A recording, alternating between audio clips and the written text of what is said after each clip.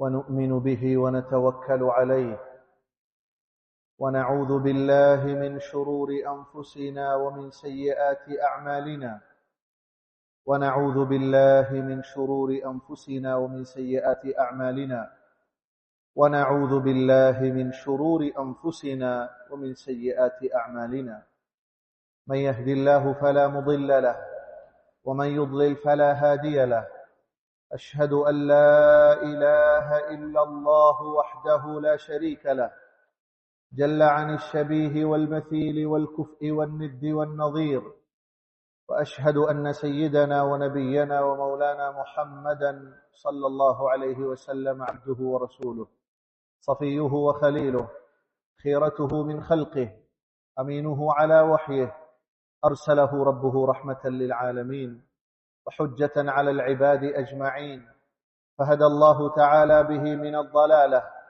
وبصر به من الجهالة وأغنى به بعد العيلة وكثر به بعد القلة وضم به بعد الشتات وأمن به بعد الخوف فصلوات ربي وسلامه عليه وعلى آله الطيبين وأصحابه الغر الميامين ما اتصلت عين بنظر ووعت أذن بخبر وسلم تسليما كثيرا أما بعد فأعوذ بالله من الشيطان الرجيم أتل ما أوحي إليك من الكتاب وأقم الصلاة إن الصلاة تنهى عن الفحشاء والمنكر ولذكر الله أكبر والله يعلم ما تصنعون. புகழனைத்தும் இவ்வுலகை படைத்து பரிபாலித்துக் கொண்டிருக்கிற ஏக இறைவன் அல்லாஹ் ஜல்ல ஜலாலுஹு அவனுக்கே உரித்தானது. அல்ஹம்துலில்லாஹ். சலாத்தும் சலாமும் நமது உயிரிலும் மேலான உத்தம திரு தூதர் முஹம்மது ஸல்லல்லாஹு அலைஹி வஸல்லம் அவர்கள் மீதிலும் அவர்களுடைய சஹாபாக்கள், தாபிஊன்கள், தபஉ தாபிஈன்கள் கியாமம் வரைக்கும் வரவிருக்கிற முஸ்லிமான முஃமினான, அதிலும் குறிப்பாக இந்த ஜும்ஆவுடைய கடமையை நிறைவேற்றுவதற்காக நேர காலத்தோடு மஸ்ஜிதுக்கு வந்து இஅ்திகாஃபுடைய நன்னியத்துடன் அமர்ந்திருக்கிற நம் அனைவர் மீதிலும் உண்டாவதாக. அல்லாஹுவின் நல்லடியார்களே, இஸ்லாமிய சகோதரர்களே, வாழ்க்கையின் எல்லா நிலைகளிலும் படைத்த அல்லாஹுவுக்கு வழிபட்டு தக்வாவுடன் வாழ பழக முயற்சிக்க வேண்டும் என ஆரம்பமாக அடியனுக்கும் அன்பர்களாகிய உங்களுக்கும் வசியத் செய்து கொள்கிறேன். கண்ணியமான அல்லாஹுடைய நல்லடியார்களே,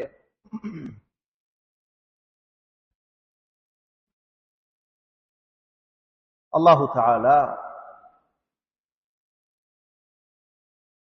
முழு மனிதர்களையும் படைத்து இந்த பூமிக்கு அனுப்ப முன்னால் அனைவரையும் ஒரு இடத்தில் கஅம்சாலில் தர், எறும்புகளை போல சிறிய உருவங்களை தந்து நம்மோடு பேசினார். وَإِذْ أَخَذَ رَبُّكَ مِنْ بَنِي آدَمَ مِنْ ظُهُورِهِمْ ذُرِّيَّتَهُمْ وَأَشْهَدَهُمْ عَلَى أَنفُسِهِمْ. குர்ஆன் சொன்னது, அந்த இடத்தில் அல்லாஹ் இருந்தான், நாம் இருந்தோம், அவ்வளவுதான்.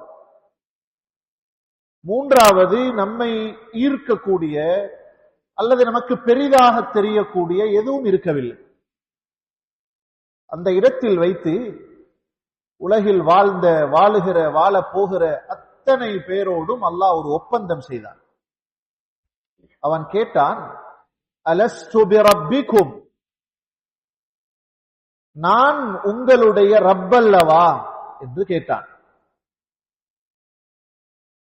அத்தனை பேரும் பதில் சொன்னார்கள், காலு பலா ஷஹித்னா, ஏனில்லாமல் உண்மையில் நீதான் நமது ரப் என்பதற்கு நாமே சாட்சியாக இருக்கிறோம் என்று சொன்னோம். நமக்கு ஞாபகத்தில் இல்லை, சொன்னோம் என்று குர்ஆன் சொல்கிறது.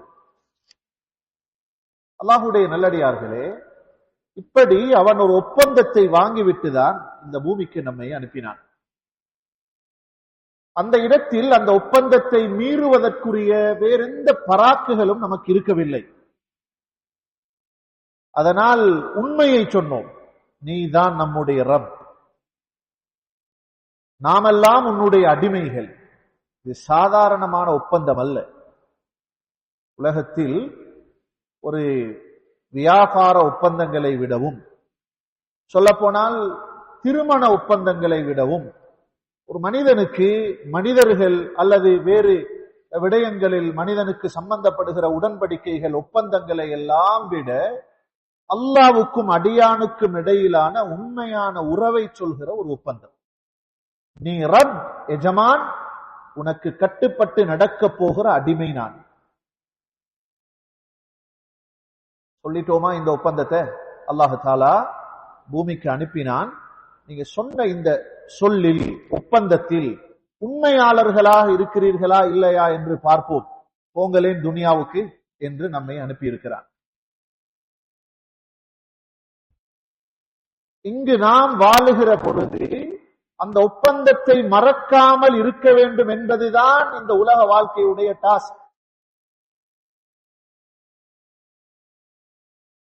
சம்பாதிப்போம், குடும்ப வாழ்க்கை நடத்துவோம், படிப்போம், படிப்பிப்போம், குழந்தைகளை பெற்றெடுப்போம், வளர்ப்போம், வேண்டியதை செய்வோம், அரசியல் செய்வோம், ஆளுமைகளாக வாழுவோம், சமூகத்துக்கு நலவுகள் செய்வோம். எந்த கட்டத்திலும் இந்த ஒப்பந்தம் அருந்துவிடக் கூடாது என்பதுதான் இந்த உலக வாழ்க்கையுடைய ஒரே குறிக்கோள். அல்லாஹ்வுடைய நல்லடியார்களே, அந்த ஒப்பந்தத்தை பாதுகாப்பதற்காக அல்லாஹு தஆலா நமக்கெல்லாம் வழங்கி இருக்கிற அன்றாடம் திரும்ப திரும்ப அந்த ஒப்பந்தத்தை மீட்டிக் கொள்வதற்கான ஒரு வழிதான் தொழுகை என்று சொல்கிற இபாதத். நான் அடிமை, நான் ஒரு அப்த், என்னை படைத்த பரிபாலிக்குகிற, என்னை நிர்வகிக்கிற அவன் எனது எஜமான். இதனை நிரூபிக்கிற, உண்மையாக உடலால் உள்ளத்தால் எடுத்து நிரூபிக்கிற ஒரு இபாதத், வணக்கம் உலகில் இருக்கும் என்றால் அது தொழுகை.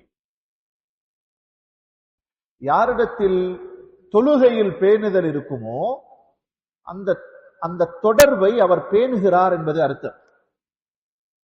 யா அல்லாஹ், நான் உன்கிட்ட சொல்லிட்டு வந்தேனே ஒரு ஒப்பந்தம், அதை நான் மீறல்ல. யாரிடத்தில் தொழுகை இல்லையோ அவன் அந்த ஒப்பந்தத்தை அறுத்து விட்டான், அல்லாஹ்வுக்கும் அவனுக்கும் இடையில் இருக்கக்கூடிய தொடர்பை துண்டித்து விட்டான். அவனது தொடர்புகள் ஏதோ ஒரு பொருளின் மீது, காணியின் மீது, கடையின் மீது, சொத்தின் மீது, செல்வத்தின் மீது, பொன்னின் மீது, பெண்ணின் மீது ஆகிவிடுகிறது. அதற்கு அவன் அடிமையாகிறான். அதற்காக இரவு பகலை செலவழிப்பான், அதற்காக கால நேரம் ஒதுக்குவான், பல 100 கிலோமீட்டர்கள் பயணம் செய்து அதற்காக பயணிப்பான். ஆனால் 4-5 அடிகள் எடுத்து வைத்து அவனுக்கு மஸ்ஜிதுக்கு வந்து நிற்பதற்கு சக்தி இருக்காது. அல்லாஹ்வுடைய நல்லடியார்களே, மிக கவனமாக இந்த விஷயத்தை கையாள வேண்டும். அல்லாஹ்வுடைய தொடர்பை அறுத்து கொண்டு யாருடைய தொடர்புகளையும் நாம் ஏற்படுத்திக் கொள்வதனால் நிச்சயமாக இவ்வுலகிலும் நிம்மதி கிடைக்கப் போவதில்லை, மறுமையிலும் நிம்மதி கிடைக்கப் போவதில்லை. தொழுகை சாதாரண வணக்கம் அல்ல. ஐமாதுத்தீன், இந்த மார்க்கத்துடைய தூண். மஸ்ஜித் நிற்பதற்கு சில தூண்கள் கட்டாயம். ஒருவரை இஸ்லாம் முஸ்லிம் என்று சொல்வதாக இருந்தால் அவர் பிடித்திருக்கிற அந்த குடையின் அந்த காம்பு அல்லது அந்த கட்டடத்தின் தூண் அது தொழுகைதான். அதனுடைய முக்கியத்துவத்தை விளங்குவதற்காகத்தான் அல்லாஹு தஆலா ஏனைய எல்லா வணக்கங்களையும் பூமியில் கடமையாக்கினான். ஜகாத் அது பூமியில் கடமையானது, ஹஜ் பூமியில் சொல்லப்பட்டது. எல்லா இதர வழக்கங்களும் அன்பான அல்லாஹ்வுடைய நல்லடியார்களே பூமியில் வைத்து தரப்பட்டது. தொழுகையை அப்படி அல்லாஹ் தரவில்லை. அதற்காக ஆச்சரியமான, சொல்ல போனால் மனித சிந்தனைகளால் கற்பனை செய்து அதை சரிகாண முடியாது. மார்க்கம் இதை உண்மையானது என்று சொல்லாவிட்டால் மனித சிந்தனைகள் நம்பாத ஒரு விசித்திரமான பயணத்துக்கு அல்லாஹ் தஆலா அவர்களை அழைத்தார். அதுதான் இஸ்ரா மிஅராஜ் என்று நம்புகிறோம். விண்ணுலக பயணம் அழைத்து சித்ரத்துல் முன்தஹா 7 வானங்களும் அதற்கு அப்பால் இருக்கிற உலக நிகழ்வுகள் எல்லாம் போய் முடிகிற இடம், அதற்கும் மேலால் அழைத்து பரிசாக கொடுத்து அனுப்பிய ஒரு இபாதத்து தான் தொழுகை. இதனால் நாம் என்ன புரிகிறோம் என்றால், மலஉல் அலா அல்லாஹ்வுடைய சன்னிதானத்தில் மேல் உலகில் வைத்து கடமையாக்கப்பட்ட ஒரே வணக்கம் தொழுகை. அது மேலானது என்பதை குறிப்பதற்காக நபியுல்லாஹி ஸல்லல்லாஹு அலைஹி வஸல்லம் அவர்கள் உலக வாழ்க்கையில் இறுதியாக செய்த உபதேசம் அஸ்ஸலா, தொழுகையில் பேணுதலாக இருங்கள், வீணடிக்காதீர்கள். குர்ஆன் பேசுகிற கடமைகளை எல்லாம் கொஞ்சம் எண்ணி பார்த்தால் அதிகமாக திரும்ப திரும்ப பேசுகிற ஒரே செய்தி இதுதான், தொழுங்க, தொழுகையை நிலைநாட்டுங்கள். அதற்கடுத்து அடுத்தடுத்த கடமைகள், சேவைகள். அல்லாஹுடைய நல்லடியார்களே, கயாமத்துடைய நாளையில் அல்லாஹுக்கு முன்னாடி போய் நின்றாலும் அவ்வலு மா யுஹாஸபு பிஹில் அப்து யௌமல் கியாமத்தி ஸலா, அல்லாஹுவுக்கும் அடியானுக்கும் இடையிலான அந்த உறவில் முதல் கேள்வி தொழுகையை பற்றித்தான்.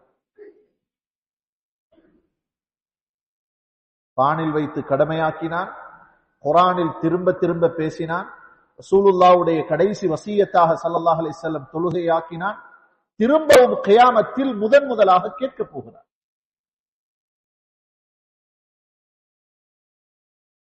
நானும் எனது மனைவி பிள்ளைகளும் இந்த உறவை எவ்வளவு பேணுகிறோம்? கொஞ்சம் கல்வில கைய வச்சு திரும்ப திரும்ப இந்த கேள்வியை கேளுங்க. அல்லாஹ்விடத்தில் சொல்லிவிட்டு வந்திருக்கிறேன், ஒப்பந்தம் சொல்லிவிட்டு வந்திருக்கிறேன், நீதான் எனது ரப்.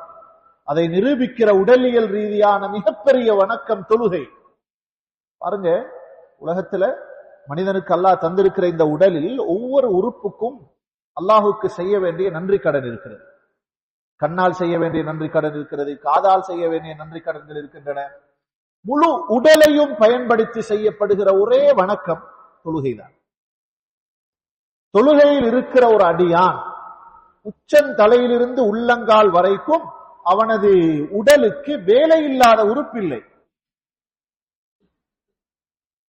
சும்மா இருக்கிற ஒரு உறுப்பு என்று எதுவும் இல்லை. அவனது உள்ளத்தை பார்த்தால், உள்ளத்தால் அவன் ஓதக்கூடிய அஸ்கார்களை, ஔராதுகளை அவன் அதை ததப்புர் செய்து கொண்டு சிந்தித்துக் கொண்டிருக்க வேண்டும். அவனது கையை பொறுத்தவரையில் நிலையில் இருந்தால் அது எங்கிருக்க வேண்டும், ருக்கோவில் இருந்தால் எங்கிருக்க வேண்டும், சுஜூதில் இருந்தால் எங்கிருக்க வேண்டும். அவனது பார்வை தக்பீர் சொன்னது முதல் எங்கு அவன் பார்க்க வேண்டும். சுப்ஹானல்லாஹ். அவனது நாவுக்கு ஓய்வில்லை. தொழுகையில் நாவு அமைதியாக இருக்கிற ஒரு இடம் கிடையாது.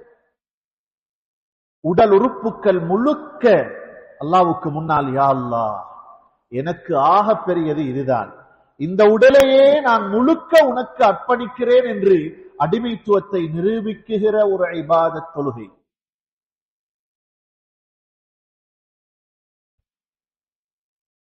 கண்ணியமான சகோதரர்களே, தொழுகையோடு சம்பந்தப்படுகிற சின்ன சின்ன விஷயங்களுக்கு கூட அல்லாஹு தஆலா மனித கற்பனைகளுக்கு எட்டாத நன்மைகளை தருவதாக வாக்களிக்கிறார். ஒருவர் வீட்டில் வுது செய்து கொண்டு வருகிறார். அவர் செய்யறது வேறொன்றுமல்ல, வீட்டுல வுது செய்யறது. நம்மில் பலரிடம் இந்த பழக்கம் இருக்கிறது, இல்லாதவர்கள் உருவாக்கிக் கொள்ளுங்கள். யார் மன் தطهر في بيته ثم مشى الى المسجد, முஸ்னத் அஹ்மதில் வருகிறது. வீட்டில் வுது செய்து விட்டு வந்தால் அவருக்கு பூர்த்தியான ஹஜ் செய்த கூலியை அல்லாஹ் எழுதுகிறார். சம்பந்தம் விளங்குதா இதுக்கும் அதுக்கும்?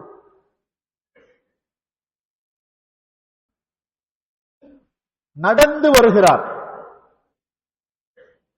பிகுல்லி ஹத்வத்தின் யஹ்தூஹா, ரசூல் ஸல்லல்லாஹு அலைஹி வஸல்லம் சொல்கிறார்கள், அவன் எடுத்து வைக்கிற ஒவ்வொரு எட்டுக்கும் ஒரு நன்மை எழுதப்படுகிறது, ஒரு பாவம் மன்னிக்கப்படுகிறது. நம்மோடு எவ்வளவு இரக்கமாக இருக்கிறான் என்று பாருங்கள். ஒரு அடியான் தொழுகைக்காக தன்னை தயார்படுத்த நினைத்தாலே, ஆரம்பித்தாலே அங்கிருந்தே நன்மை.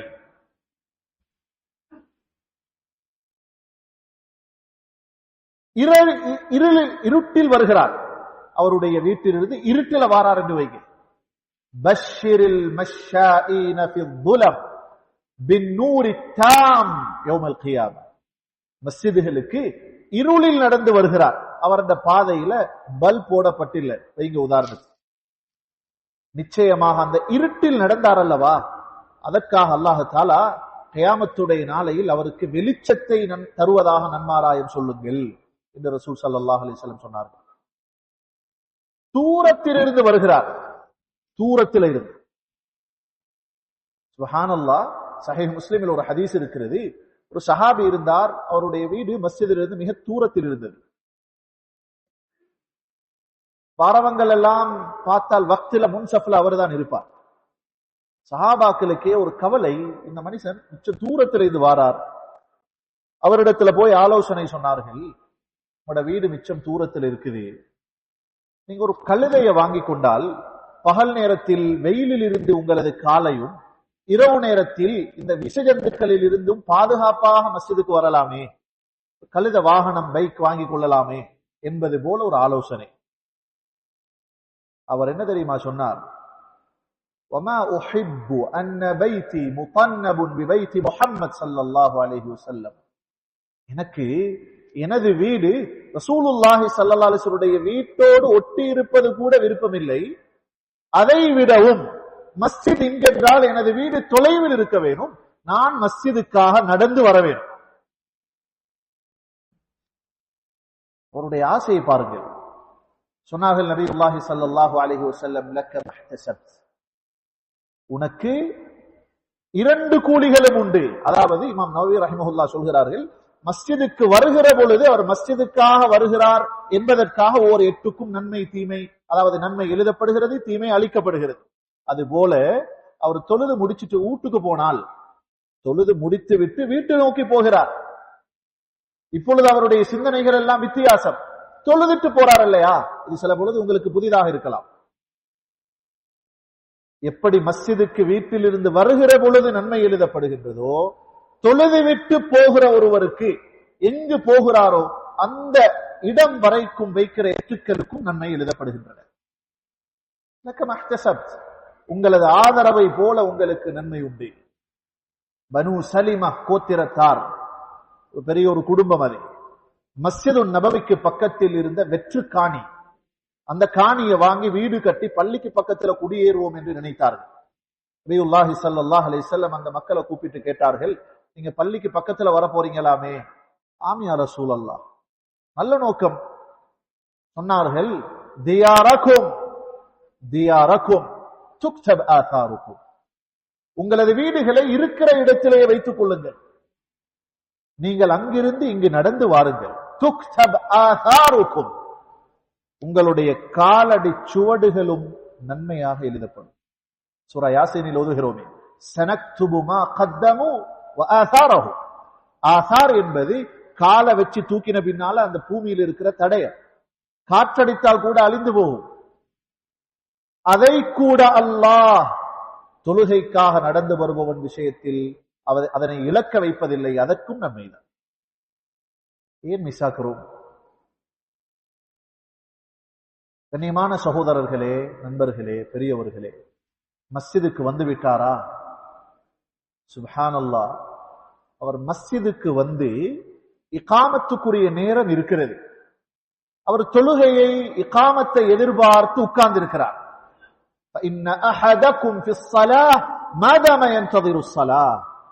தொழுகையை எதிர்பார்த்து இருக்கிற வரைக்கும் உங்களுக்கு தொழுத நன்மை எழுதப்படும். தொழல்ல, தொழணும் என்று உட்கார்ந்து இருக்கிறார், அவருக்கு தொழுத கூலி எழுதப்படும். அதே போல தொழுது முடித்து விட்ட பின்னால் கொஞ்ச நேரம் உட்காருகிறார்.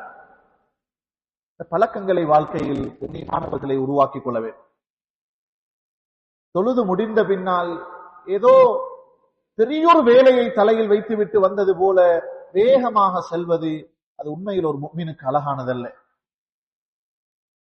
இடைக்கிடையே ஒரு நிர்பந்தமான பயணம் என்பது வேறு. இதை பழக்கமாக்கிக் கொள்ளக்கூடாது. இது ஒரு முஃமினுக்கு அழகல்ல.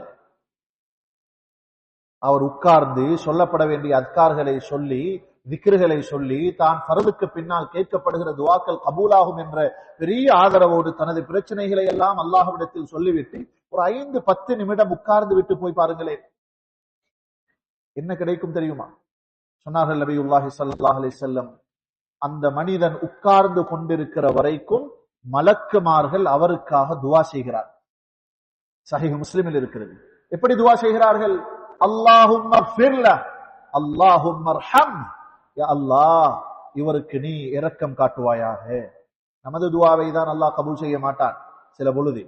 ஆனால் மலக்குமார்கள் நமக்காக துஆ செய்கிறார்களாம், யா அல்லாஹ் இவருக்கு நீ அருள் புரிவாயாக, இவருக்கு நீ பாவ மன்னிப்பை தருவாயாக என்று அந்த மனிதன் இருக்கிற நேரமெல்லாம் அவனுக்காக துஆ செய்து கொண்டிருப்பார்.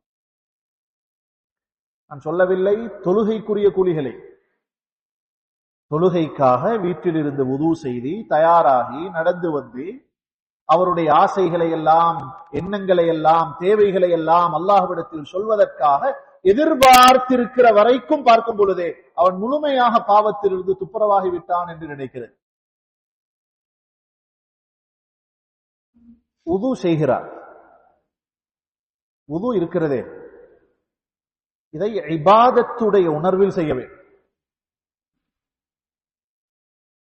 வெயிலாக இருக்கிறது, முகத்த கழுவி மிச்ச நேரம் ஆகிருச்சு, வுது செய்யும் பொழுது நான் வுது செய்கிறேன் என்ற அந்த உணர்வு, அந்த எண்ணம் வருவது வுது சிஹத் ஆகுவதற்கு, ஏற்கப்படுவதற்கு நிபந்தனை. வுதுவுக்கு சொல்லப்பட்ட கூலி இருக்கிறதே, நபியுல்லாஹி ஸல்லல்லாஹு அலைஹி வஸல்லம் சொன்னார்கள், முகத்தை கழுவினான் என்றால், சஹீஹ் முஸ்லிமில் இருக்கிறது, முகத்தை கழுவினான் என்றால், முகத்தை கழுவி கடைசியாக கடைசியாக வடிகிற அந்த ஒரு சொட்டு நீரோடு முகத்தால் செய்த எல்லா பாவங்களையும் எல்லாம் மன்னிக்கிறார். இந்த எண்ணத்தோட வுது செய்து பாருங்க, எப்படி கழுவிப்படும் எங்கட முகம்.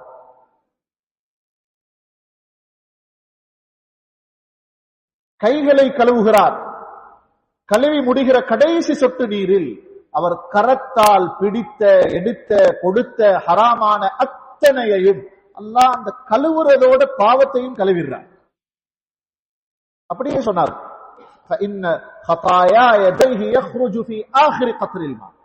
கடைசி சொட்டு நீரோடு கரத்தால் பிடித்த அத்தனை பாவங்களும் கலண்டு போகின்றன. இது போல தலையில், காலில். இதுதான் ஒரு முஃமினுடைய ஆசையாக இருக்க வேண்டும்.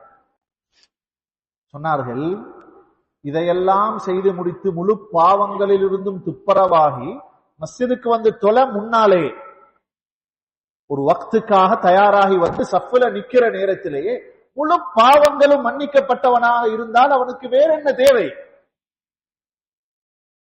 அவன் தொழுகிற தொழுகை இருக்கிறதே, ஹதீஸில் வருகிறது, அவருடைய தொழுகை மேலதிகமான உயர்வுகளுக்கும் அந்தஸ்துகளுக்கும் நன்மைகளுக்கும் அது காரணமாக அமையும். அல்லாஹு அக்பர் என்று தொழுகையில் நிற்கிறோம். மஸ்ஜிதுக்குள்ளால் வந்துவிட்டால் அதனுடைய மகத்துவமே வேறாக வேண்டும். அந்த உணர்வுகள் வித்தியாசமாகிவிட வேண்டும். அதற்காகத்தான் கொஞ்சம் செல்போனை, மொபைல ஓஃப் பண்ணிட்டு வாங்க என்று சொல்றது. இதால என்ன நடக்க போகுது, கேட்காத சத்தமா என்று யோசிக்காதீர்கள். இந்த இடம் வேறு இடங்களை போல அல்ல. இந்த இடத்துக்கு தனியான மரியாதை உண்டு. இந்த இடத்திற்கு தனியான மரியாதை உண்டு. பெருந்தொடக்காகி குளிப்பு கடமையாக இருக்கிறவர்கள் இங்கு வரக்கூடாது. அப்படி அசுத்தத்தோடு வரக்கூடிய இடம் அல்ல இது. உலமாக்கள் சொல்வார்கள், வுது இல்லாமல் கூட மஸ்ஜிதில் கொஞ்ச நேரம் தரித்திருப்பதை கூட தவிர்ப்பது ஏற்றம். மஸ்ஜிதுக்குள்ளால் வந்து இருப்பதே, கொஞ்சம் ஓய்வெடுக்க சாய்வதே இபாதத்து தான். இஅ்திகாஃப் என்ற நியத் வந்துவிட்டால் வேற எந்த இடத்துக்கு இந்த பாக்கியம் இருக்கிறது? மஸ்ஜிதுக்குள்ளால் வரும் பொழுது வலது காலை வைத்து பிஸ்மில்லாஹ் வஸ்ஸலாத்து வஸ்ஸலாமு அலா ரசூலில்லாஹ் அஊது பில்லாஹில் அஸீம் வபிவஜ்ஹில் கரீம் சுல்தானிஹில் கதீம் மினஷ் ஷைத்தானிர் ரஜீம் அல்லாஹும்ம ஃப்தஹ் லி அப்வாப ரஹ்மத்திக். யா அல்லாஹ், உன்னுடைய ரஹ்மத்துடைய வாசல்களை எல்லாம் நீ எனக்கு திறந்துதா. அல்லாஹ்வோட பேசுகிற உணர்வோடு காலை வச்சு பாருங்க. ஒரு வெறுமனே ஒரு பயானாக ஒரு குத்பாவாக கேட்பதை விட்டு இன்றிலிருந்து இந்த பழக்கங்களை உருவாக்கி பாருங்கள். ரூஹானியத்தான தொழுகை உருவாகும். தொழுகைகளுக்கு வாக்களிக்கப்பட்ட அத்தனையும் அடையலாம்.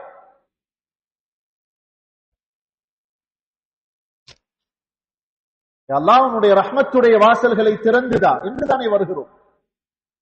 சஃபில் சேர வருகிறார், ஓடி வர வேண்டாம் என்று சொன்னார். இங்கே இமாம் ருக்குக்கு போறார் என்று தெரிந்தால் கூட ஓடாதீர்கள். உங்களது சுய கௌரவத்தை பேணி மஸ்ஜிதுடைய ஒழுக்கத்தை பேணி மெதுவாக வாருங்கள். தவறுகிற ரக்காத் தவறட்டும், திரும்பி எழும்பி சொல்லலாம். மஸ்ஜிதுடைய ஒழுக்கம் தவறப்படுவது நீங்கள் அந்த விடயத்தில் கவனம் செலுத்துங்கள். அழகான வழிகாட்டல். ஆர்வ கோளாறில் கூட ஓடக்கூடாது. மெதுவாக வாருங்கள், கௌரவமாக வாருங்கள். சஃபில் வந்து நிற்கிற பொழுது சேருகிற ஒழுக்கங்களை எல்லாம் சொல்லி தந்தார்கள். சுப்ஹானல்லாஹ். ஒரு சுன்னத்தான தொழுகையை தொழக்கூடிய ஒருவர் கூட நட்ட நடுவில் 4 பேர் கடந்து போகிற இடத்தில் நின்று தொழாதீர்கள். அப்படியான ஒரு வணக்கம் அல்ல இது. அவர் அல்லாஹ்வோடு பேசிக் கொண்டிருக்கும் பொழுது 4 பேர் அங்க முன்னால போறாங்க, பின்னால வாராங்க. கண்ணியமான சகோதரர்களே, இது ஒரு மனிதனுக்கு முன்னாடி கூட அழகல்ல. இருவர் அமர்ந்திருந்தால் ஃபலா தஜ்லிஸ் பைன இஸ்னைனி இல்லா பிஇذنஹிமா, அந்த 2 பேருக்கு பக்கத்தால நடுவுல நீங்க உட்கார்றதாக இருந்தால், போறதாக இருந்தால் அனுமதி கேட்டுவிட்டு போங்க. இது மார்க்கத்துடைய ஒழுக்கம். அடியார்களுக்கு இந்த மரியாதை என்றால் ஏன் அந்த மரியாதை அல்லாஹ்வுக்கு இல்லாமல் போனது? கடைசி சஃபில் நின்று கொண்டு தொழுவது கூடாது. ஒரு சஃப் பூர்த்தியாக மக்மூம்கள் இமாமாக தொழுவுகிற பொழுது கூட அவர் தனியாக வருகிறார், அவர் மாத்திரம்தான் இருக்கிறார். 2வது சஃபில் அவர் மட்டும்தான் இருக்கிறார், வேற யாருமே இல்லை. உது செய்யற சத்தம் கேட்கல, வந்த மாதிரி யாரும் விளங்கல்ல என்றிருந்தால் கூட முன்னாடி இருக்கிற ஒருவரை மெதுவாக இழுத்து மெதுவாக பிடித்து சைக்கிளை செய்து அவரை தன்னோடு வைத்துக் கொள்வது முஸ்தஹப். இமாம் அஹ்மத் இப்னு ஹம்பல் சொல்வார்கள், யாராவது ஒருவர் தனியாக அப்படி தொழுதால், 2வது சஃபில் தனியாக தொழுதால் அவனது தொழுகை சேராது. இமாம் அஹ்மத் இப்னு ஹம்பலுடைய கருத்து ரஹிமஹுல்லாஹ். நான் சொல்ல வரது சேராது என்பது ஒரு பக்கம், சேருமா சேராதா என்பது. இந்த ஒழுக்கம் ஏன் சொல்லப்பட்டது?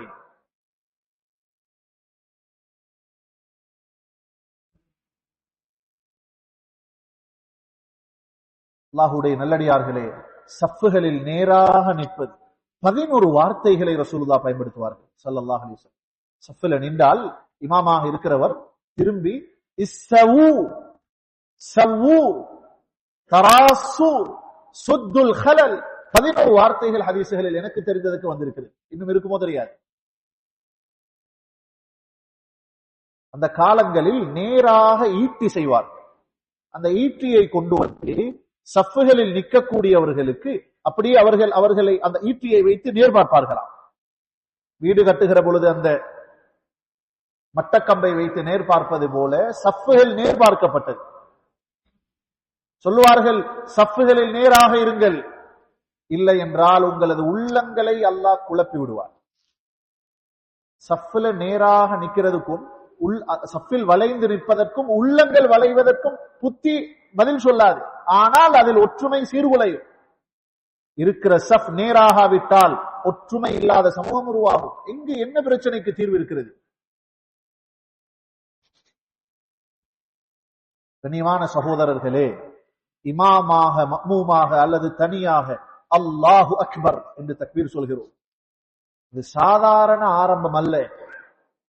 உலகத்தில் ஒவ்வொரு இடத்திற்கும் ஒவ்வொரு வார்த்தைகள் இருக்கின்றன. அதுதான் அந்த இடத்துடைய மாஸ்டர் கீ. அந்த இடத்தில் அதை சொன்னால்தான் அந்த இடம் நிரப்பமாகும். விளப்பாக்குற விமானத்தில் பழுது ஏற்பட்டு விட்டால் மேடை என்றுதான் சொல்ல வேணும், வேறு வார்த்தைகளை சொல்ல முடியாது. அந்த வார்த்தை தான் அங்கு பதிலளிப்பதாக இருந்தால். இது போல இஸ்லாம் சில இடங்களுக்கு சில வார்த்தைகளை சொல்லி இருக்கிறது. அந்த வார்த்தைகளை கொஞ்சம் சுப்ஹானல்லாஹ், அல்லாஹு அக்பர், யா அல்லாஹ் நீதான் மிகப்பெரியவன், 2 கைகளையும் தூக்கி முழு உலகத்தையும் பின்னாடி போட்டது போன்று சாடை செய்து அப்படியே கை கட்டி நிற்கிறோமே, ஒரு அரசனுக்கு முன்னால் நிற்கிறோம் என்ற உணர்வோடு நின்று பாருங்கள். கை கட்டிய இடத்தில் இருக்கும். அந்த உணர்வு இல்லை என்றால் அது மேயும். அங்கு வந்துதான் நகம் கடிப்பார், அங்கு வந்துதான் ஊத்தைகளை கிளறுவார், அங்கு வந்துதான் அவருக்கு சொரிச்சல் உண்டாகும். உணர்வு நான் அல்லாஹுக்கு முன்னால் நிற்கிறேன் என்று வந்துவிட்டால் அவரது உடல் உறுப்புகள் யாரையோ பார்த்து பயந்தது போல இருப்பார். وجهت وجهي للذي فطر السماوات والأرض حنيفا مسلما. வானங்கள் பூமிகளை படைத்த அல்லாஹுவை மாத்திரம் நோக்கி எனது கல்வை முகத்தை திருப்பி விட்டேன். இந்த வார்த்தையை தான் சொல்றோம்.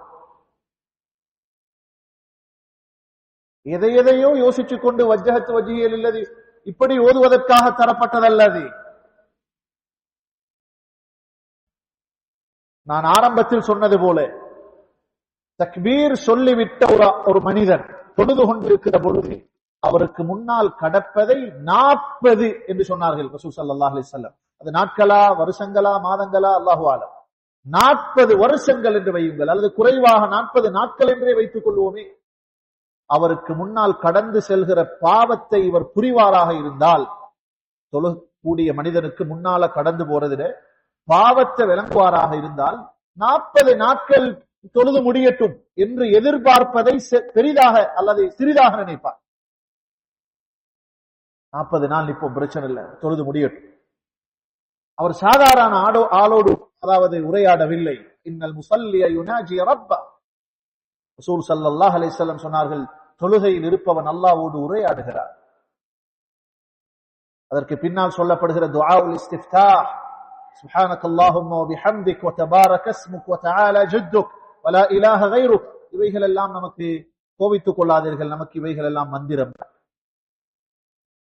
ஆரம்பத்திலிருந்து கடைசி வரைக்கும் நமது தொழுகைகளில் இன்பம் இல்லாமல் போனதற்கு காரணம் வேறொன்றுமல்ல, வெறும் மந்திரங்கள். என்ன சொல்கிறோம் என்று நமக்கே தெரியாது. 30 வயதாகிவிட்டது, 50 வயதாகிவிட்டது, இன்னும் கொஞ்சம் அதை உட்கார்ந்து அதனுடைய கருத்துக்களை படிப்போமே, பார்ப்போமே என்று நாம் யோசிக்கவில்லை. நாம் சரியாக அந்த உறவை பேணுகிறோமா? கண்ணியமான அல்லாஹ்வுடைய நல்லடியார்களே, ருக்கு, தனது முதுகை அல்லாஹ்வுக்காக குனிக்கிறோம், வளைக்கிறோம். இப்படி ஒரு கட்டம் வாழ்க்கையில் வருவது சிரமம். யா அல்லாஹ், உனக்காக நான் எனது முதுகையும் குனிக்கிறேன். சுப்ஹான ரப்பியல் அஸீம், நீ மகத்தானவன். அந்த கைகளை வைக்க வேண்டிய இடத்தில் வைத்து அந்த உருவத்தை கொஞ்சம் தூரமாக நின்று பாருங்கள்.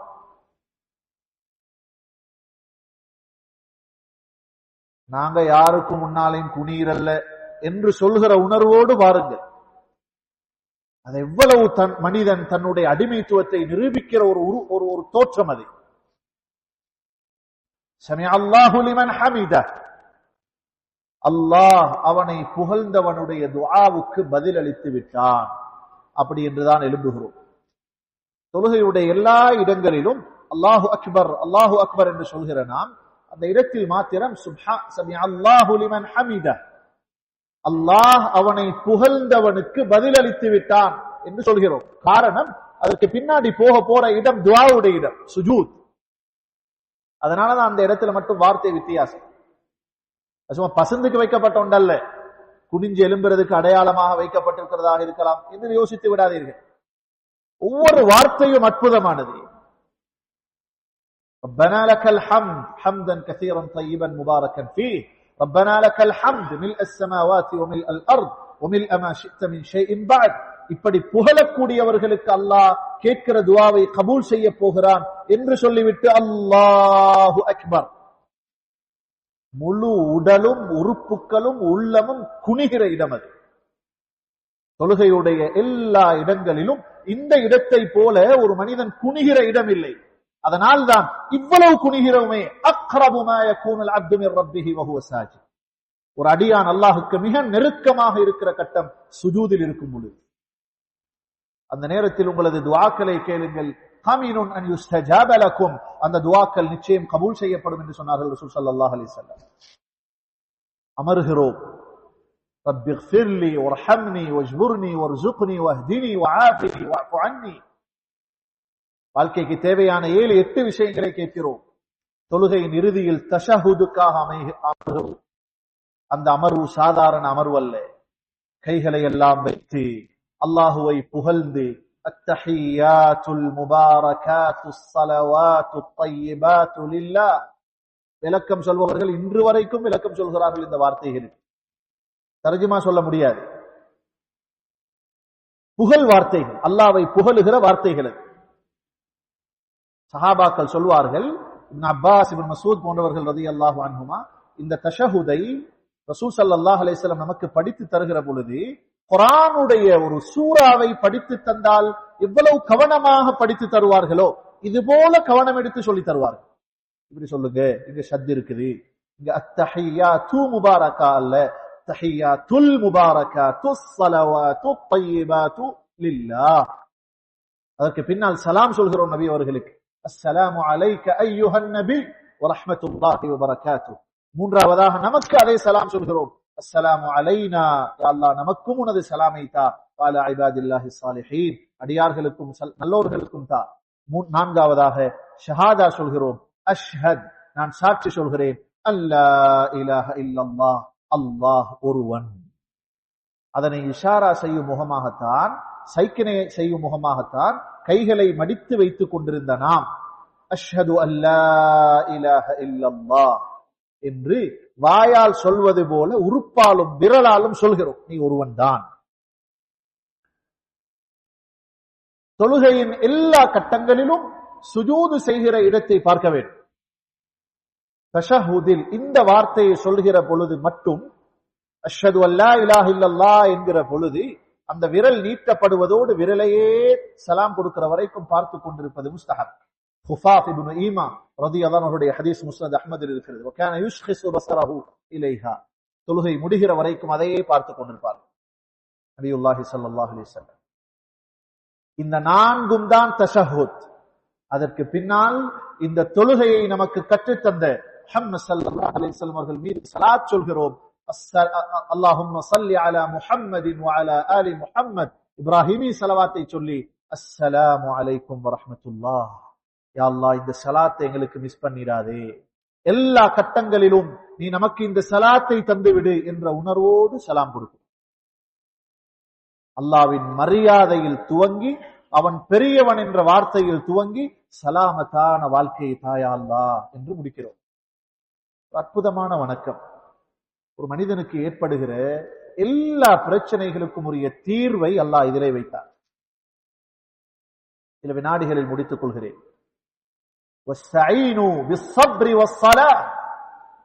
தொழுகையை கொண்டும் பொறுமையை கொண்டும், பொறுமையும் தொழுகையும் நிறைய தஃசீர்கள் சொல்லப்பட்டிருக்கின்றன.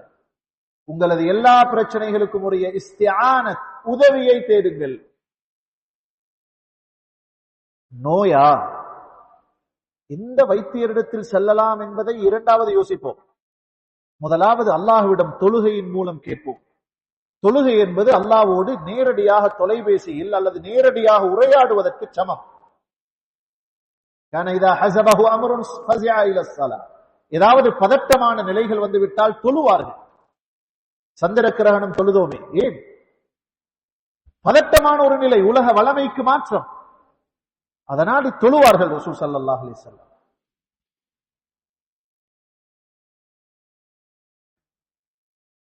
அபூ ஹுரைரா ரலியல்லாஹு அன்ஹு ஒரு நாள் வயிற்று வலியால் துடித்துக் கொண்டிருந்தார்கள். வைத்து குப்பர படுத்துக் கொண்டு துடித்துக் கொண்டிருக்கிறார்கள்.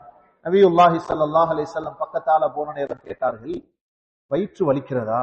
ஆம். எலும்பி 2 ரக்காத் தொழுங்க என்று சொன்னார்கள். அது ஷிஃபா. இப்னு அப்பாஸ் ரலியல்லாஹு அன்ஹுமா பயணத்தில் இருக்கிறார்கள். தன்னுடைய சகோதரர் குஸம் மரணித்து விட்ட செய்தி, மரண செய்தி கிடைக்கிறது. என்ன செய்ய வேண்டும்? மரண செய்தி கிடைத்து விட்டால், செய்தி கிடைத்ததுதான் தாமதம். பயணத்தில் இருந்த இப்னு அப்பாஸ் ரலியல்லாஹு அன்ஹு வாகனத்தை ஓரமாக்கினார்கள், இறங்கினார்கள். இஸ்திர்ஜா, இன்னா லில்லாஹி வ இன்னா இலைஹி ராஜிஊன் என்று சொன்னார்கள். 2 ரக்காத் தொழுது விட்டு நீண்ட நேரம் அமர்ந்திருந்து எழுந்து சொன்னார்கள், வருகிற சோதனைகள் பிரச்சனைகள் எதுவாக இருந்தாலும் அதற்குரிய விடிவை தொழுகையின் மூலம் தேடுங்கள் என்று அல்லாஹ் சொல்லி இருக்கிறான்.